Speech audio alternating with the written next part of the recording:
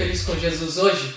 Presta atenção, eu quero trazer uma palavra que eu tenho certeza que é uma palavra muito forte, impactante, talvez um pouco polêmica, mas é verdade o que eu disse antes, é uma realidade. A igreja é perfeita. Mas para a gente entender bem essa frase, a gente precisa definir muito bem o que é igreja e o que não é igreja. Eu sei que nós temos uma cultura que tem falado muito a nossa mente, ao nosso estilo de vida, as coisas que a gente pensa, mas eu não estou interessado em falar a partir de uma cultura, mas eu estou interessado em falar a partir do que a Bíblia diz, do que a Bíblia define, daquilo que Deus tem trazido através da sua palavra, definindo o que é igreja e o que não é igreja.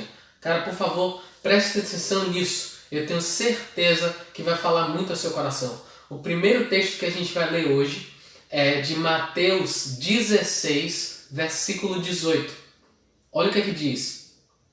Também eu te digo que tu és Pedro, e sobre esta pedra edificarei a minha igreja, e as portas do inferno não prevalecerão contra ela.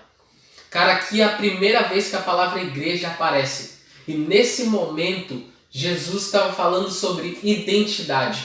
Ele estava conversando com os discípulos e ele disse: Ei, quem é que dizem que eu sou? Quem vocês dizem que eu sou? E Pedro então se levanta e diz: Tu és o Cristo, Filho do Deus vivo. E Jesus olha para ele e diz: Não foi carne nem sangue que revelou, mas o Pai que lhe revelou isso. E aí Jesus fala: Também eu te digo que tu és Pedro, novamente falando sobre identidade. E sobre esta pedra edificarei a minha igreja. E num contexto sobre identidade, ele usa pela primeira vez a palavra que definiu igreja, que foi traduzida como igreja. E essa palavra é o grego eclésia. Cara, eu tenho certeza que você já ouviu essa palavra alguma vez, eu tenho certeza que você já entende essa definição, mas eu quero me aprofundar. Eu sei que a gente precisa falar disso. E a palavra eclésia, ela é composta por duas palavras. E aí o que acontece? É traduzido para a gente como igreja, mas ao pé da letra significa chamados para fora.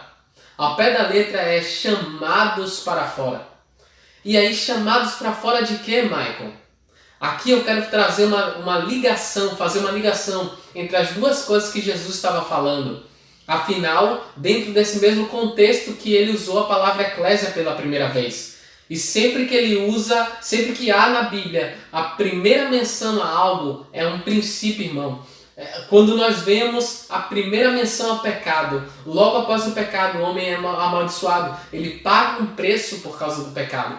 Assim acontece com todas as vezes. Sempre que alguém peca, ela vai pagar um preço por conta daquele pecado. Isso ficou estabelecido como princípio. As primeiras menções estabelecem princípios. Aqui Jesus faz a primeira menção à igreja e coloca o nome eclésia. Usa a palavra eclésia, chamados para fora. Michael, chamados para fora de quê? Eu quero fazer uma ligação entre o que Jesus estava falando. Ele diz que as portas do inferno não prevalecerão contra a igreja. Presta atenção. Ele diz que a porta do inferno não prevalecerão contra os chamados para fora. Por que ele usa isso? Por que ele fala assim? Porque eu quero dizer para você, irmão, é que é chamados para fora do inferno. Presta atenção. A palavra inferno usada por Jesus é Hades. Nesse momento ele usa a palavra Hades. E Hades não é o Hades mitológico, como nós conhecemos lá da mitologia grega, não é isso. E Hades, a palavra inferno, nesse caso, a palavra Hades, que foi traduzida para inferno, não diz respeito ao inferno de fogo, onde as pessoas estão sendo torturadas eternamente, onde o diabo será torturado. Não é esse inferno que está sendo falado. Esse Hades é a palavra grega para o hebraico Sheol. E Sheol é prisão ou lugar dos mortos. Perceba que o que Jesus está dizendo é que as portas do lugar dos mortos, a porta dessa prisão, não vai prevalecer contra aqueles que foram chamados para fora. Muito pelo contrário, esses que foram chamados para fora vão arrebentar a porta e sair de lá. E se alguma vez eles precisarem entrar lá de novo para tirar alguém de lá, eles vão conseguir fazer, porque as portas do inferno não vão prevalecer contra a igreja, não vão prevalecer contra aqueles que são chamados para fora. Sabe, eu me lembro de João capítulo 11, onde Lázaro morre, e aqui é uma analogia incrível à igreja, incrível àqueles que são chamados para fora. Cara, Lázaro havia morrido, havia 4 dias, ele estava dentro do túmulo, dentro do lugar dos mortos, presta atenção nisso, aprisionado, e aí Jesus aparece lá na história e diz: Lázaro, saia para fora. Sai para fora, Lázaro, sai para fora. Eu estou chamando você para fora. Ele não disse: Lázaro, ressuscite. Ele disse: Lázaro, saia para fora.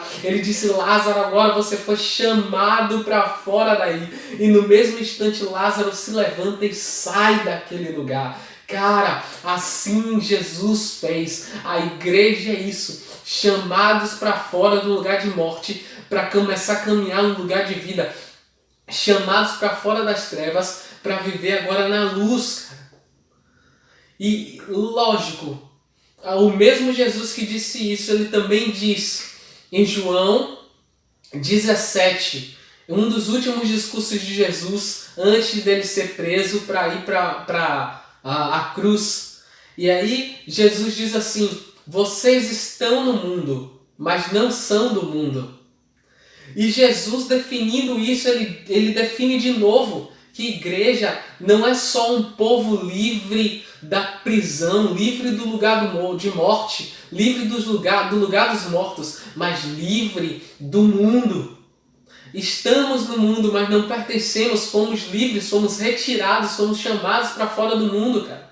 E aqui é muito importante você entender, foi definida então a identidade de que igreja é um povo livre, igreja é um povo liberto. Liberdade é a identidade da igreja. Nós somos livres. O próprio apóstolo Paulo vem dizer que foi para a liberdade que Cristo nos libertou. Nós fomos libertos. Não precisamos mais viver escravizados, não vivemos mais acorrentados, nem a morte e nem a pensamentos do mundo, e nem escravizado pela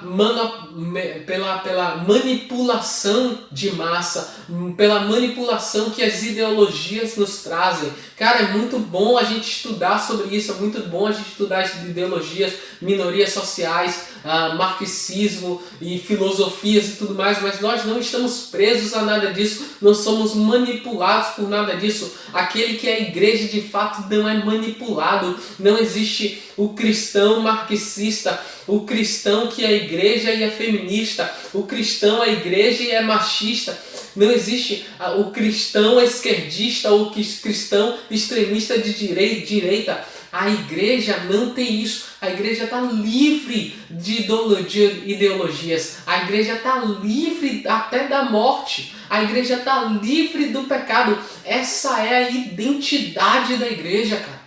Liberdade. Eu não preciso pensar segundo o mundo, eu não preciso viver manipulado, mas hoje eu sou liberto e vivo seguindo aquilo que é verdade. Hoje os meus olhos foram abertos, os olhos da igreja são abertos, elas foram livres de toda mentira, de toda falsidade, de tudo aquilo que é errado, de tudo aquilo que é mundano, de tudo aquilo que é morte, e passa a viver segundo a verdade. Aqui eu quero que você entenda algo que é muito importante. Primeiro, verdade só existe uma. Não existem várias verdades sobre um determinado tema. Sabe? 2 mais 2 é igual a 4, cara. Entenda isso aqui. 2 mais 2 é igual a 4. O que você está falando, Michael? É que isso é absoluto. Não há como relativizar uma verdade. Se 2 mais 2 é igual a 4, independente do que outras pessoas pensem, sempre será igual a 4. 2 mais 2 é 4. Isso é uma verdade e é absoluto. Não existe verdade relativizada. Porque hoje você pode dizer, hoje nós estamos no costume de relativizar tudo. E dizer, mas é a minha verdade, mas é a minha forma de pensar. Irmão, Não existe verdade relativizada. Entenda isso, por favor. Se eu disser, por exemplo, que esse globo aqui é azul, eu vou estar errado. Não é uma verdade isso. Isso está relativizado. Por quê? Porque ele é azul para mim. Mas se eu apagar todas as luzes, ele vai ser preto. Se chega um daltônico, vai ver ele cinza, cara. Vai ver, sei lá, verde. Você está entendendo isso? Então, é relativizado. Se eu digo que uma cadeira é azul, uma cadeira que foi feita de madeira, ela é azul, irmão, ela não é azul. Ela está azul porque alguém pintou. Se eu pintar ela de branca, ela vai passar a ser branca. Se passar o tempo, ela vai ficar amarela, suja, sei lá. Vai mudar. Não existe verdade relativizada. Se eu consigo relativizar, deixou de ser verdade. Se eu começo a dizer, mas é a minha verdade, mas é a verdade do outro, então nada disso é verdade. Se todas as coisas são verdades, na verdade tudo é mentira. Não existe relativização na verdade. A verdade só é uma.